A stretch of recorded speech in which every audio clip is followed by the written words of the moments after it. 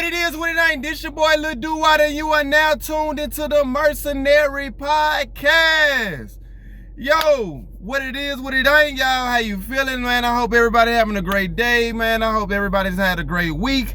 I'm back with another episode. I've been gone for a few days, y'all. I had to celebrate my birthday. My birthday this past weekend. I had a good time with my peoples, bro. I got out. I was able to, partake in a little alcohol drinking, a little club, and then, and I had to get out with my folks, man. So I really enjoyed myself, y'all. I had to take a little time to myself for a few days to get stuff right. But now we back. I'm another year older, another year wiser. Thank God for having me here for yet another year and having me here for yet another day. And thank God for having y'all here watching with me. But before we get into that, before we get into anything else, before we start this podcast off, let me start by thanking God one more time by thanking our sponsor, your sponsor, my sponsor, God. Because without him, none of this would be possible. I wouldn't be here, you wouldn't be here, and we wouldn't be talking about the things we are talking about. So shout out to the big G.O.D. is sponsoring this podcast and everything we do in life. So, y'all, so it's been a few minutes. It's been a few days. It's been a few days, y'all. I ain't gonna lie to you. And I got a lot of different things I want to talk about, a lot of different topics, I've been trying to get a lot of stuff in order, I've been trying to get a lot of stuff in order so I can be able to, have more topics in the off season, because the off season is kind of slow, and I ain't gonna lie to y'all, it kind of slowed me down a little bit because I want to be able to, on top of that, I'm still getting stuff in order and stuff for the podcast and stuff too. But with that being said, let's get it done. We got some NFL news, we got some NBA news, and we got a couple news in boxing, and I'm gonna get into a little bit of everything here. But first, I'm gonna start off with a little news, some news that just broke a few hours ago. Hold on, 444. Shout out to my angels. My angels always watching me. Three-time Pro Bowl running back Johnathan Taylor and the Colts have reached an agreement on a 2-year, $44 million extension worth up to $47 million. That includes $39 million guaranteed per Adam Schefter and Ian Rappaport. Now, while that is good news, in case you guys didn't know, we also had more breaking news because yesterday, Bijan Robinson had also signed his new deal with the Atlanta Falcons, a new 3-year deal with the Atlanta Falcons, and kind of in which he definitely deserves. It sets up the running back market, which actually set up with, he signed a 3-year $75 million deal, which led to Johnathan Taylor getting his deal as of right now. So shout out to the running backs. Y'all know running back is in case you don't know, you do now. Running back is my favorite position in all of football. It's one of the most underrated positions. It's one of the more underappreciated positions because running backs are the quarterback's best friend. They're the workhorses. They're asked to not just run the ball constantly, but to block, to be pass catchers. Like, it's my favorite position as any position I've ever played with. When I played football. If I play backyard football, I'm running back. I don't care if I played football in high school. That's what I want to do. Yeah, I should have did it full time in high school. I would have probably got a scholarship or something. Who knows? It's just me.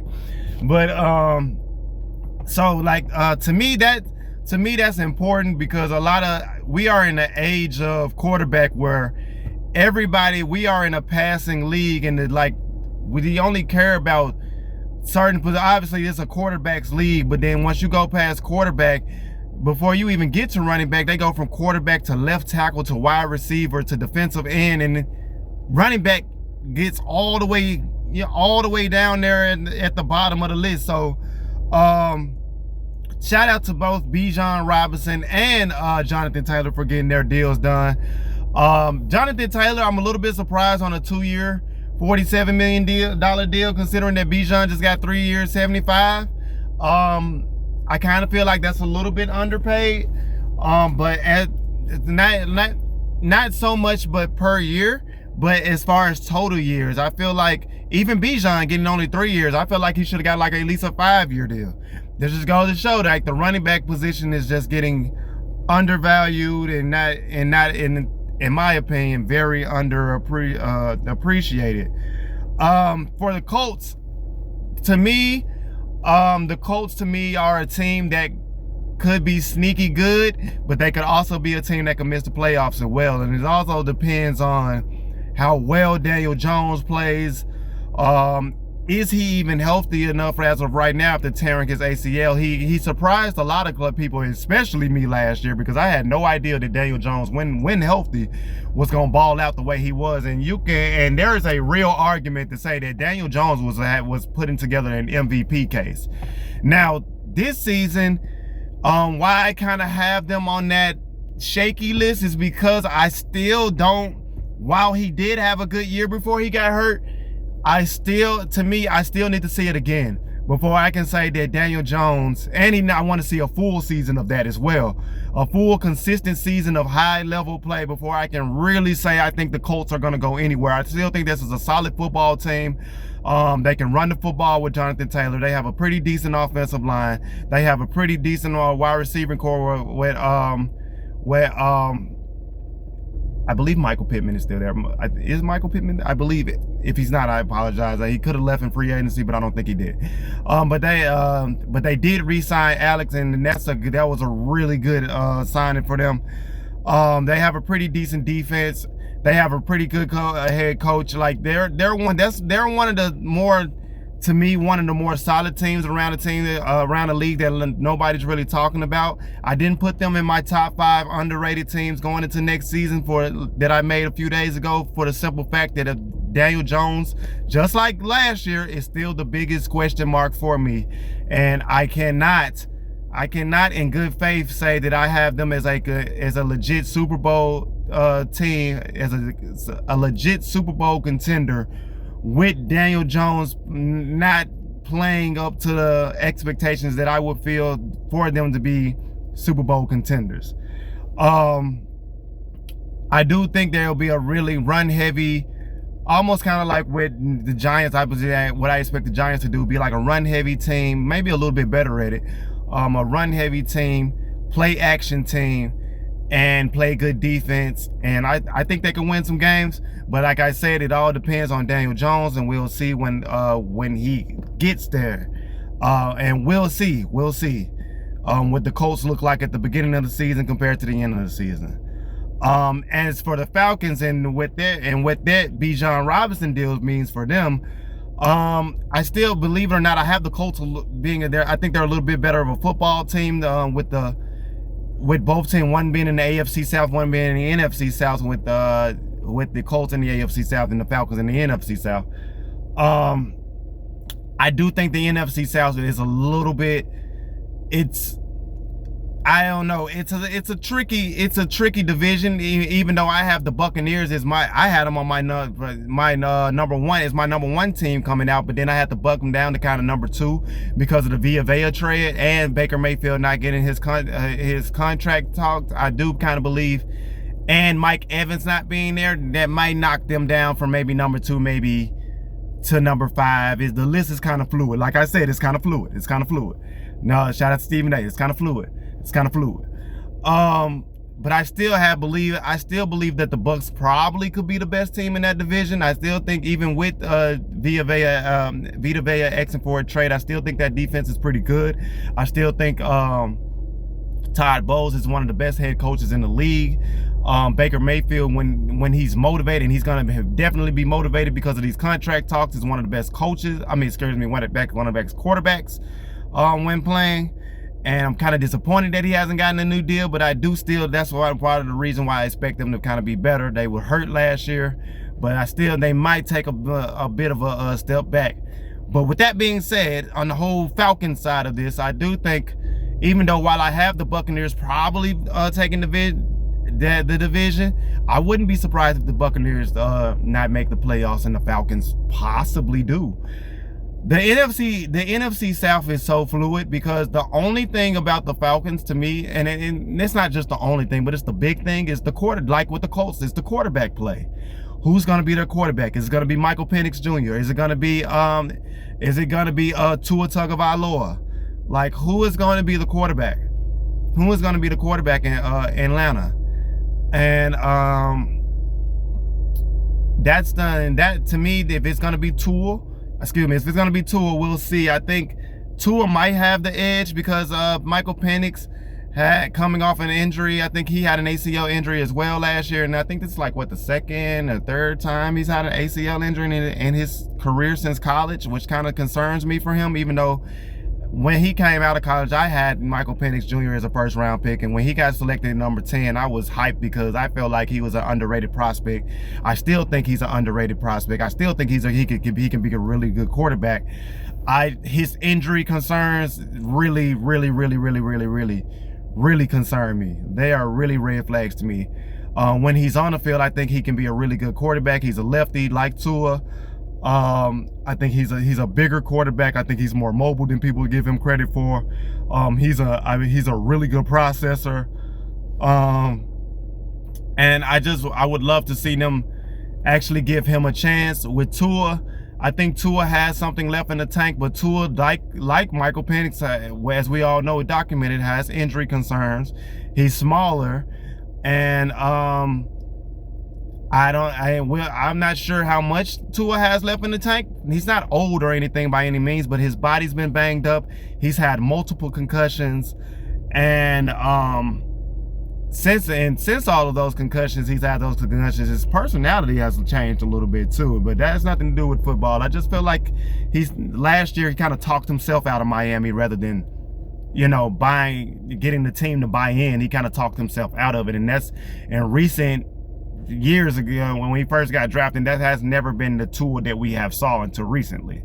Now maybe that's just him getting older and just developing and just talking more. Let me not try to make it like put two and two together and try to say that's a football thing, but that's just something that I've noticed. But to the football of it all, I would not be surprised to see them make the playoffs. I want to see who's going to be the quarterback, and I want to see some consistency. Bijan Robinson is a stud. Drake London is really good. Kyle Pitts is really good. He hasn't lived up to his potential of what we thought the 4th overall pick at the tight end is going to be, an all-world tight end, but he's still pretty good. The defense is coming along. They're getting better. So I wouldn't be surprised if the Falcons make a jump, but like I said, the NFC South is so fluid. We don't know. We'll see. Speaking of other football news, lately, I know we've had a lot of talk about the Los Angeles Rams and Aaron Donald. Well, Aaron Donald has officially worked out for the Los Angeles Rams yet again. He did it about a few weeks ago, probably about a month ago, and he put the helmet on. And I feel like if you're going to be out there in the middle of July in the heat and you putting the helmet on, you coming back to play football. And that's how I felt. And he has not made his decision. But Aaron Donald, there is a possibility, a very strong possibility, that he's going to return. But if and when he returns, pairing him with Myles Garrett, pairing him with Trent McDuffie in that backfield on the defensive side of the ball, I expect the Los Angeles Rams to take a significant leap. I had them as my number 1 team on my top 5 teams coming into the NFL season, not just based off what they did last year, but the additions that they made this year with the aforementioned Trent McDuffie, the aforementioned Myles Garrett, and now possibly Aaron Donald. The Rams were 28 for 29 in pass rushing defense and rushing the passer last year, getting to the quarterback. Myles Garrett is going to help that significantly. Last year he didn't do anything but set the record for most sacks in a season while winning another Defensive Player of the Year. You bring that guy and you bring Aaron Donald, I have a funny feeling if this team is healthy, they're not going to be 28 for 29 in rushing the passer and getting to the quarterback. I expect them to jump up at least to the top 10. And I also expect that like I said, with any NFL team, it all depends on health. When healthy, I also expect that those corners with Trent McDuffie, I also expect them to play at a higher level. And we all know what they have on the offensive side of the ball. Matthew Stafford, the reigning NFL MVP. They also have Devontae Adams, still a red zone target, still a top 10 wide receiver in this league. Puka Nacua, one of the best wide receivers in this league to come into basically pop out of nowhere and turn into a superstar from an undrafted or a late round draft pick. I think it was undrafted. They still have Kyren Williams. So this team, they can run the ball with Kyren Williams. They have a pretty decent offensive line. The only thing with the Rams is kind of their depth. They're kind of top heavy, but they don't have a lot of depth behind that. That's why I said with the Rams, health is going to be the most important thing for them coming into this season. But if healthy, I do have them as my favorites, winning the Super Bowl. And we're going to continue to be on Aaron Donald watch. I do expect Aaron Donald to make his decision whether he's going to come back eventually. We'll find out. We'll see. I do believe he's 35 years old. He's been removed from football after 2 years. But even after 2 years of not playing football for 2 years, if he can just get himself in football shape, if he can be at least 60 to 70% of what he is, 60 to 70, maybe even 80% of Aaron Donald is better than a majority of the defensive tackles and the defensive players that's in the NFL. And that's scary. He doesn't even have to be 100%. He could be 70% to 80% of himself. And I still would believe that defense is going to be incredible. That team should be really good. But especially on that defense, I think they're going to be really incredible. But like I said, we'll see. Like training camps is on our way. Preseason games are I think we have our first preseason game coming in the next couple of days. With the Hall of Fame game, it's going to be the Arizona Cardinals and the Carolina Panthers. So they are going to be the two teams playing in the Hall of Fame game. It's going to start the preseason off. So I do fully expect that Aaron Donald will eventually make his decision. Sean McVay still being the head coach. They just have too many. To me, the ceiling for them is incredibly high, especially with the Super Bowl also being in LA this year yet again, for the first time since 2021. So for the second time in the last 6 years, the Super Bowl is going to be in LA again. And last time it was in LA, the Rams won the Super Bowl, beating the Cincinnati Bengals. So I'm banking on the Rams to try to go for history, but at the same time, I will not be surprised if Seattle Seahawks, who are the reigning Super Bowl champions, who are in that same division, they're probably gonna have a big chip on their shoulder because it's kind of quiet, and because it's been kind of quiet. And that might be the way that they like it. So we'll see. I think we're in for a really, really, really, really, really good NFL season coming up. With that being said, we'll get into more NFL talk about that eventually. But let's pivot into my next topic, because I wanted to talk about this. I didn't get the chance to talk about this when it happened. I had one boxing episode, and I have another, obviously I'm going to do another full scale boxing episode, but I wanted to get into this topic because I did speak on this. I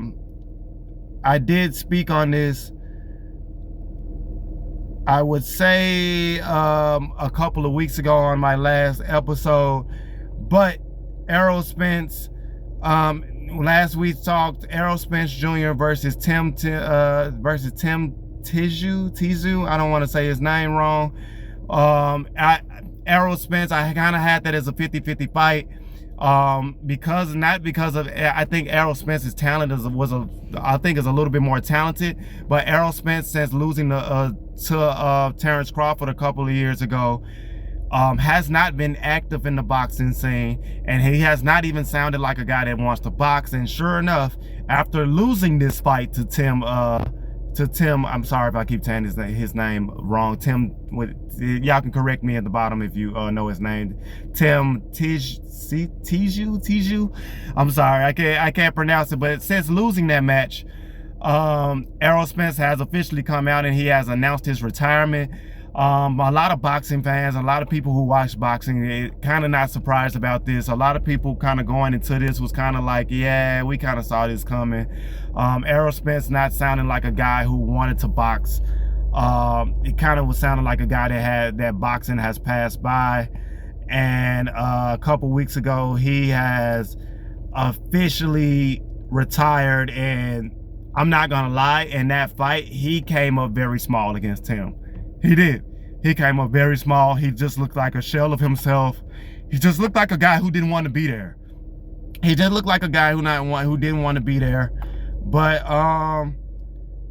shout out to Errol Spence. I hate to see him, end his career like this. He's one of the all-time great boxers. At least when he was at his best, he's one of the guys that he didn't quite break into that ceiling. But because of the car accident, he had to miss time. And then when he came back, he was a little active, had a couple, I think he had a fight or two before the Terrence Crawford fight, but he still hadn't quite looked like himself before the Terrence Crawford fight after the car accident. And then obviously we know what happened in the Terrence Crawford fight when he just got absolutely dominated by Terrence Crawford. But I think that's more Terrence Crawford than Errol Spence. I think Terrence Crawford is his talent is just pitched on such an all-time great level that he at that point was just kind of underrated for how great Terrence Crawford really was. And Errol Spence just ran into a buzzsaw that night. That's just how I feel about that. But shout out to Errol Spence, man. Shout out to Errol Spence. Good luck to him in his retirement. I'm looking forward to seeing what he's gonna do, and hopefully he can give some of his expertise in the boxing world, in the boxing game, and hopefully I can see him training the next guys coming up, whoever was in his camp, some of the next guys, because I feel like Errol Spence, he will definitely be needed in that space. But shout out to Errol Spence though, bro. Really great boxer. We gotta get into but that's all the boxing news that I have for right now. Like I said, we're gonna have a full boxing episode as these fights are about to get ready to come up. We have a few fights that's about to get ready to come up that I'm excited for, that I got into it. We talked about Rolly and we talked about Rolly and Tio, Moses Itama and Hergovich, and of course next month we're gonna have the Conor Ben versus Ryan Garcia fight. So I'm excited for those fights. We're gonna see what happens. The Errol Spence fights was kind of like the first step into all of those, but we'll see. But into more boxing news, now that I'm thinking of it, because it comes to my head, Keyshawn Davis who was supposed to be the mandatory challenger for Devin Haney, and I'm actually really happy that this came to my mind, because now this is because this bothers me. Keyshawn Davis, basically, who was supposed to be the mandatory defender, has withdrawn his name from fighting Devin Haney, and this is why it bothers me, because Keyshawn Davis is also in the same camp with Shakur Stevenson, who I last podcast talked about him probably setting up big fights, and because y'all talk about y'all want the biggest and the best fights, but it seems like y'all don't really try to make fights happen. Y'all just do a whole lot of talking, and to me, this is more evidence of that. Keyshawn Davis declining his mandatory backing out of his mandatory number one contenders match with Devin Haney is so disappointing to me. And because it's disappointing to me because right after that, Shakur Stevenson goes on Twitter and then says that he will no longer be entertaining a talk with Devin Haney, saying that the fight will never happen and that it's not on him, it's on Devin's side, blase, this and that, or whatever. And let me just tell y'all why both of these go hand in hand, not just because they're in the same group, because now this bothers me because y'all talk all of this smack and act like y'all the greatest shit walking. Y'all act like y'all because they are great boxers. Shakur Stevenson is a great boxer. Keyshawn Davis is a really good boxer. They're great boxers. That's why it's so frustrating to me. And to hear Keyshawn, who had the chance to had an actual agreement in place, had an actual mandatory challenge to fight to fight Devin Haney, back out of it because of a couple of more million? When are we gonna get to the point of when is boxing gonna become great? When are we gonna have guys say, hey, I wanna fight for legacy? The money's gonna come. I wanna be like Terrence Crawford, who's in your same camp. I wanna be like Andre Ward, who's in your same camp. I wanna fight for legacy. The money's gonna come. But at this point, I respect these guys, I really do. But at this point, you cannot tell me you're not ducking. You cannot. You're ducking. You're ducking, both of y'all. Y'all ducking Devin Haney. I don't want to hear no more. I don't want to hear no more nothing. None of that. I don't want to hear nothing that comes out of y'all mouth. None of that BS shit talking that y'all like to do. None of that. Until y'all can man up and actually take real challenges and actually meet people in the middle, I don't want to hear that. I don't want to hit it. I don't want to hear that because I want to see the biggest and the best fights happen. And we can't get the biggest and the best fights if guys aren't trying to fight each other. Like, come on, bro. You want, for Keyshawn's point side of it, I get that you might want a little bit more money, but come on, bro. You got enough money. Devin has enough money. We can get the money and meet in the middle. You get more money from these bigger fights. Do you want to be you gonna be rich regardless. You're gonna make millions regardless just off your name alone. I don't feel like these dudes care about their legacy the way that Roy Jones Jr. once did. Mike Tyson once did. Panera Whitaker once did. Floyd Mayweather and Pretty Boy Floyd once did. These dudes don't fight for legacy anymore. They only fight for a check. They only fight for social media clout, and that's what it looks like to me. And it's so frustrating because you guys are so talented. We want to see who's the best. We want to see who's the best, and you can't say that you're not ducking if every time there's an opportunity for a big fight to come up, you guys are ducking. You only want to fight guys that you feel like you have a chance of winning. You cannot call yourself, and you cannot be on an all-time great trajectory if you are only limiting yourself to someone that you think you can beat and not challenging yourself to fight someone that you can't. That bothers me. That really does. It bothers me. And I'm the same guy that came on here talking about a couple weeks ago, Shakur Stevenson signing with Zuffa Boxing is a big deal for not only Zuffa Boxing, but because they have Conor Ben, because they have all of these other guys, and because these guys, they have guys, we can possibly get guys we can get bigger fights. But now it doesn't look like that's going to happen because guys are ducking. You're ducking Devin Haney. Now I'm starting to see why they call him Debo for real. I'm starting to see that. I'm starting to see it.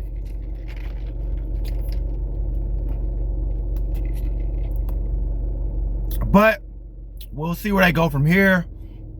I'm very disappointed. I'm highly disappointed. I was really looking forward to that Devin Haney and Keyshawn Davis fight because I felt like that was going to be the first step to possibly getting Devin Haney versus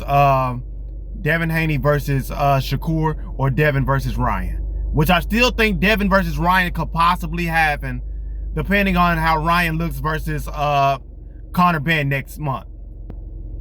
If he decides to grow, and I don't want to be disrespectful, but because Ryan does this too, everybody does a lot of this.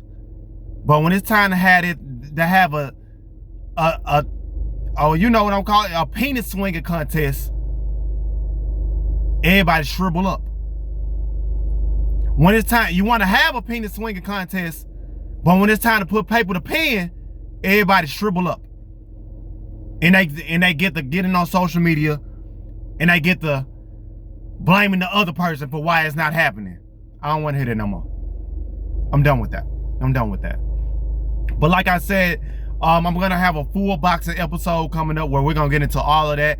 But I just had to get into that and let everybody know where my thoughts were on that, and we'll see where it goes from there, man. Like as these fights happen, we'll start having more episodes and more talking about these fights and everything. But I want to see the bigger and the best fights. That's it. I want to see the bigger and the best fights. The biggest and the best fights, excuse me. But we'll see. In other news, NBA news. Like I said in previous episodes, Kawhi Leonard and the Toronto Raptors trade looks like it could possibly be on hold. There's a really strong possibility that Kawhi Leonard could possibly still be on the Los Angeles Clippers going into the season. Excuse me.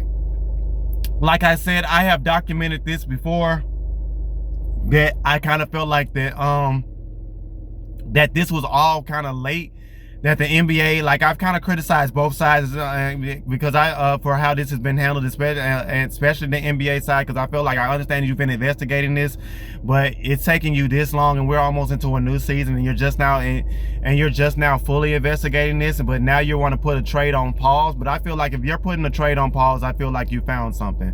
But this has been a couple weeks ago since they've done that, and they still have not come out with anything. So we're still waiting, but there is a real possibility that Kawhi Leonard could possibly still be on a Los Angeles Clippers and not the Toronto Raptors. And if that does happen, that a lot of the things that I said in previous episodes about Kawhi being with the Raptors and how the Eastern Conference shakes out, that changed a lot of things drastically, because now that changed. If I'm the Raptors, do I want to continue to pursue this? Do I want to bring Brandon Ingram and Grady Dick back?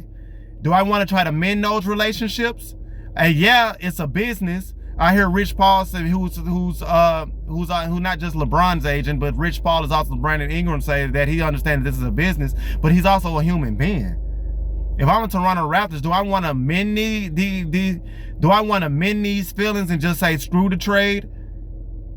Or do I want to keep going with this and take a risk, because you don't know, even if whatever happens, there's a possibility that even if the trade does go through, that the Kawhi Leonard could be suspended for a significant amount of time. And even if he does stay on a team, he's significant.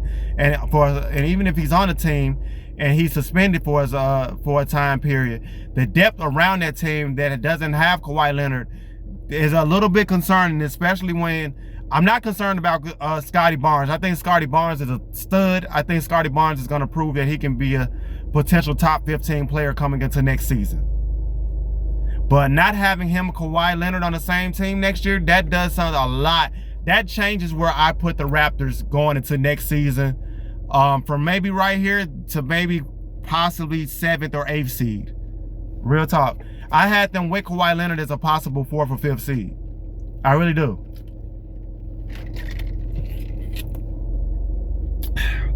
But we'll see.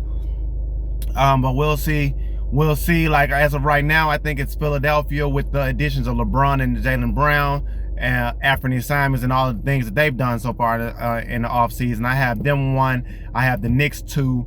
I have the currently I would have had Toronto probably number 3, but I'm gonna have to put Cleveland number 3 because they're still bringing everybody back.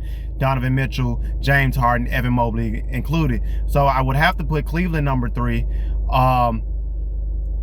Orlando possibly. I'm sorry, not Orlando. Detroit number 4. I would probably put Detroit number 3 and put Cleveland number 4, and then probably put Orlando number 5, and then everybody else comes back into that fold. And the only reason I'm not going to put Toronto into that top 5 is because of this Kawhi Leonard situation and because of how in flux that their roster is. But we'll see. We'll keep everybody up to date with that. But as of right now, that's all I have, y'all. I just wanted to give y'all a few quick updates on what's going on around the world of sports and what's been going on lately. I'll be back tomorrow with another episode.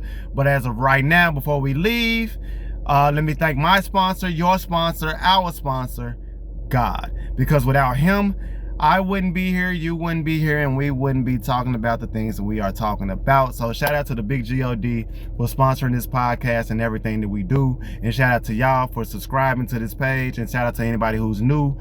Subscribe, hit the like button, leave a comment. If anything you want me to talk about, any topics you want me to talk about, we will definitely get to it on the next episode. Until then, I appreciate y'all. Love y'all. Peace.